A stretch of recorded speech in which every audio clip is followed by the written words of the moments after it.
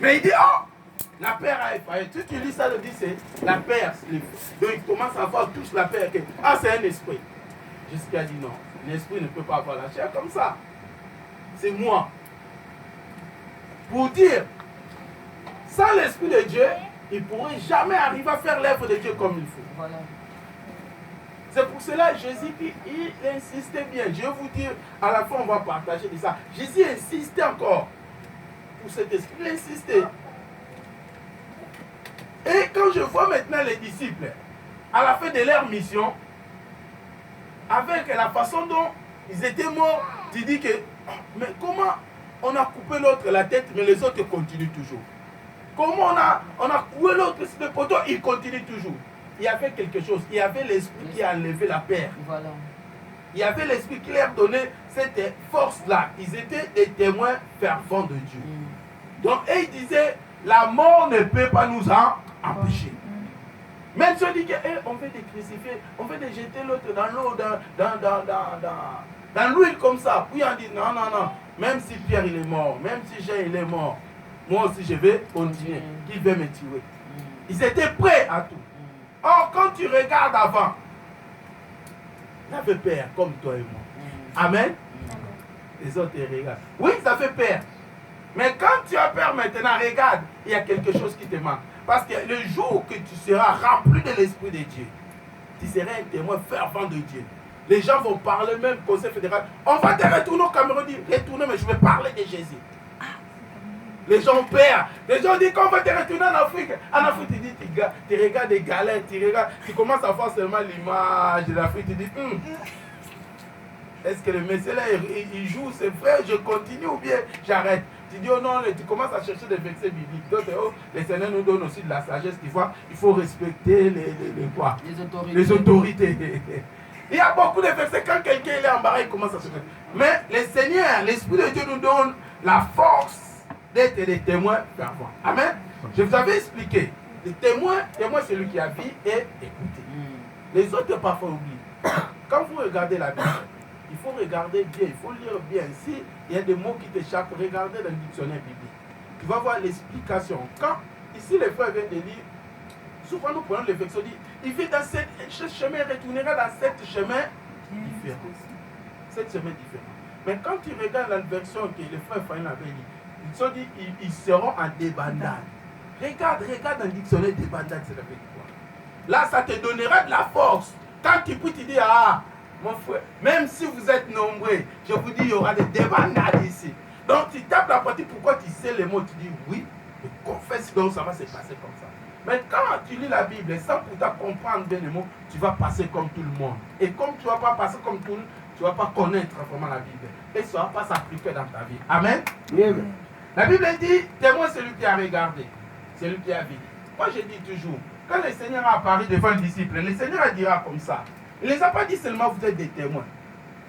Quand il a parlé, quand tu lis dans le livre de Luc 24, on lit Luc 24, à partir de 47 comme ça, le Seigneur commence à leur dire, a dit, vous savez, parce que quand il leur parlait, ils ne comprenaient pas. La Bible dit il a ouvert l'intelligence. Quand il a ouvert leur intelligence, ils ont compris que oui, ça c'est le Jésus. Commence à comprendre les Écritures. La Bible dit il commence à comprendre les Écritures. Le Seigneur a dit, mais vous ne savez pas, c'était écrit dans le livre des prophètes. C'était écrit dans le livre de Moïse. C'était écrit dans le psaume que le Fils de Dieu va mourir et ressusciter. Mais pourquoi vous avez peur quand vous me voyez ressusciter? C'était écrit dans la Bible. Il les a dit maintenant. Rendez gloire à Dieu parce que vous êtes maintenant des témoins. C'est là qu'il a employé le mot témoin. Pourquoi il a employé le mot témoin? Il a dit, ce qui est écrit dans la Bible, vous l'avez vécu. Ce qui est écrit dans le livre des prophètes de Moïse, vous l'avez vu comme ça. C'est pour cela qu'on a dit que vous êtes des témoins. On ne peut pas dire quelqu'un qui est témoin qui n'a pas vu. Quelqu'un qui est témoin qui n'a pas assisté. Et quand le Seigneur dit l'Esprit de Dieu viendra sur vous, c'est alors vous serez mes témoins. Il faut que moi je dise l'Esprit de Dieu vienne sur toi afin que tu sois témoin. Tu seras témoin. Ce n'est pas Moïse avait traversé la mer rouge. Il n'y aura pas, le lac ne sera pas divisé. Il faut que tu pries Dieu afin que Dieu manifeste ta gloire, ta puissance, que tu sois témoin oculaire. Amen. Amen. Et quand tu parles de Dieu, c'est différent de dire, oui, Les aveugles ont vu. Mais quand toi-même tu pries, tu vois que les aveugles commencent à retrouver la vie. Je crois la parole va être d'une autre dimension que tu vas l'annoncer. Et ça va enlever la peur dans ta vie. Tu vas dire oui, c'est que Moïse avait parlé, moi aussi j'ai vu ça. Donc c'est réellement vivant. Amen. Amen. Ça c'est l'esprit qui peut nous faire d'être un témoin fervent. Prions, cherchons la face de Dieu. Troisième point, je voulais parler, nous rendons capables. L'esprit nous rend capables de manifester les fruits de l'esprit. Ça c'est point C. L'esprit nous rend capables de manifester les fruits de l'esprit. Galates chapitre 5, verset 23. Galates 5, 22. Quelqu'un peut nous lire?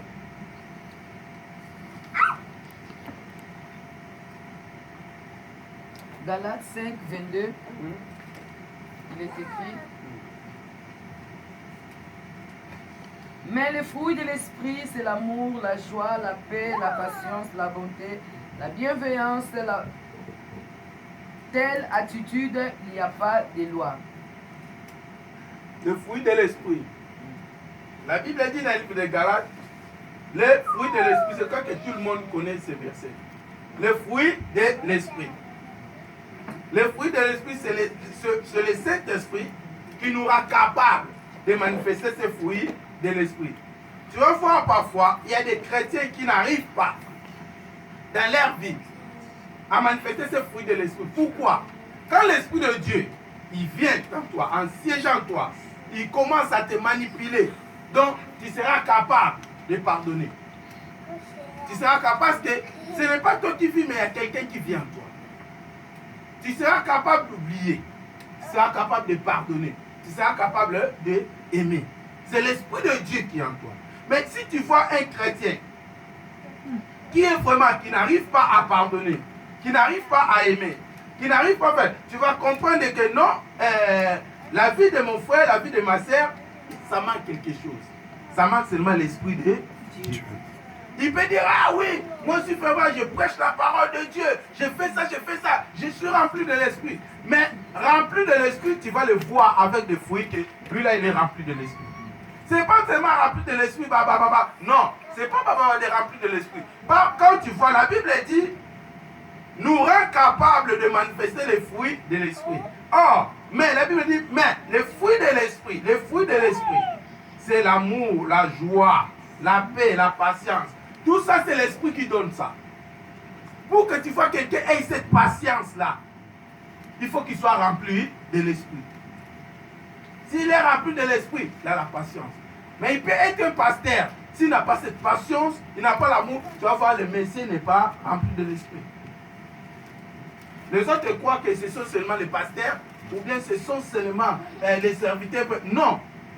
Tu peux avoir une maman qui est derrière, il est rempli de l'esprit, qu'un pasteur qui prêche devant. Un pasteur qui prêche devant, il n'arrive pas à pardonner. Un pasteur qui prêche devant, il ne cherche pas la paix. Un pasteur qui prêche devant, il n'a pas la douceur, la patience, la bienveillance, il n'y a pas. Mais la maman qui est derrière, quand il y a un problème, lui toujours, il calme le jeu. Il dit non, tranquille, les enfants, fais comme ça. Il est rempli de l'esprit. Et quand l'église est remplie de l'esprit, les membres de l'église sont remplis de l'esprit. Le diable peut tenter, mais il ne peut rien faire. Parce que vous tous, vous avez cet amour. Vous avez la patience. Vous avez la joie. Et vous avez cet esprit de maîtrise de soi. Parfois, on voit des chrétiens. Moi, j'appelle ces derniers, ce ne sont pas des chrétiens. Ce sont des crétins. Tu les vois des crétins. Ils portent des Bibles comme moi, de grosses Bibles. Il aime souvent faire des débats spirituels. Moi, je fais ça. Il aime souvent faire des débats. Ah oui, mon frère, moi, je prie, ça fait 20 ans. Mais il y a quelque chose. Quand c'est pas, tu vas le voir comment est-ce qu'il se fâche. Tu dis, ah, mais nous, il se fâche comme ça. En Afrique, on dit souvent, si un enfant, on la lave avec des morceaux de chimpanzé comme ça, des trucs comme ça le rend rage comme ça. Tu vas voir un chrétien qui se fâche. Moi, je l'ai assisté aussi. Un frère qui se fâche devant tout le monde. A dit non, personne ne va bouger ici. Ah. Donc là, c'est assez. Pour moi, dit assez, ce n'est pas avec les démons, assez, c'est avec les frères. Il a dit non. Si tu vois dans la vie, quelqu'un commence à tourner les marches comme ça, il dit que ça va barder ici. Et puis nous savons, notre corps, c'est le corps d'Apocalypse. Nous, le corps, souvent le corps des gens qui ne font pas de fitness, c'est difficile de résister avec ces trucs. Le frère Nixon me regarde. Parfois, le corps qui ne fait pas de fitness, c'est difficile de résister. Tu vas commencer à taper où? Ici? Ou bien, non? Toi-même, tu veux, non. Les frères commencent à tourner. Il y avait un pasteur. Donc, je vous dis, on était entre les frères. Quand tu regardes les frères passaient aussi devant. Ils prêchaient, ils chantaient. Moi, j'ai dit, papa. Là, c'est un frère Saoul. C'est un frère Saoul, ça. Donc, les frères, il y avait, même s'ils passaient devant, il n'y avait pas la maîtrise de soi. Donc, il n'y avait pas l'esprit. C'est pour cela, quand tu es animé, par quand on prie, Seigneur, remplis-moi de ton esprit, remplis-moi de ton esprit. Et cet esprit, dès qu'il arrive, va ramener tout cela. La joie, la paix, la maîtrise de soi. Là où les gens vont dire, lui, il va se fâcher. Quand il va attendre de temps. Mais il arrive, et tu sais ça. Il va dire, que le Seigneur soit béni. Mais ça, lui, il vit seulement dans ce monde ou bien il vient du royaume. Parce qu'il est rempli de l'esprit. Mais quand tu n'es pas rempli de l'esprit, c'est ton corps qui va commencer à travailler. Amen. Amen. Amen. Point D. L'esprit nous transforme. Je dis, l'esprit transforme la vie du croyant. 2 Corinthiens chapitre 3, verset 18.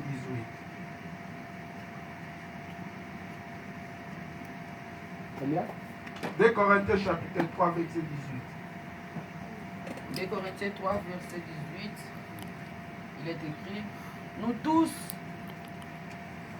qui sans voile sur les visages, c'est bien ça, non? Oui. Ouais.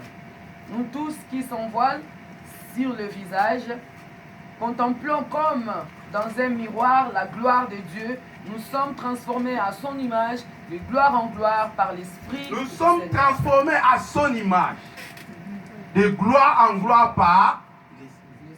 Donc l'Esprit fait quoi? L'Esprit, quand il vient, l'avantage de l'Esprit, il transforme le croyant de gloire en gloire, de succès en succès, par son image.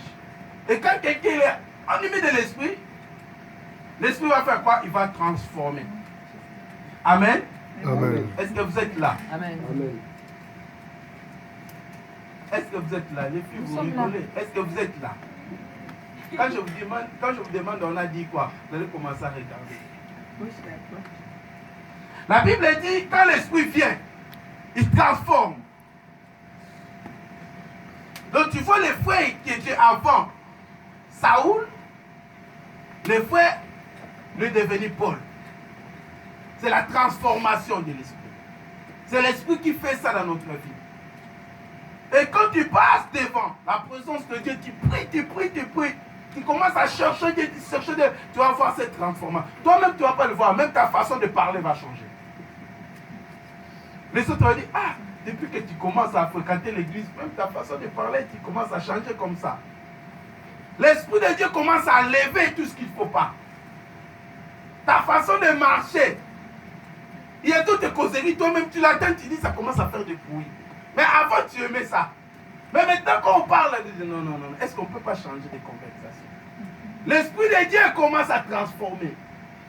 Ce sont des choses qui se passent seulement l'Esprit de Dieu qui peut le faire. C'est pour cela que c'est un danger, un chrétien qui ne prie pas. Parce que l'Esprit de Dieu, on ne prend pas. Les gens croient que quand il va prier, il va dire, oh Saint-Esprit, remplis-moi, boum, c'est automatique, il est rempli.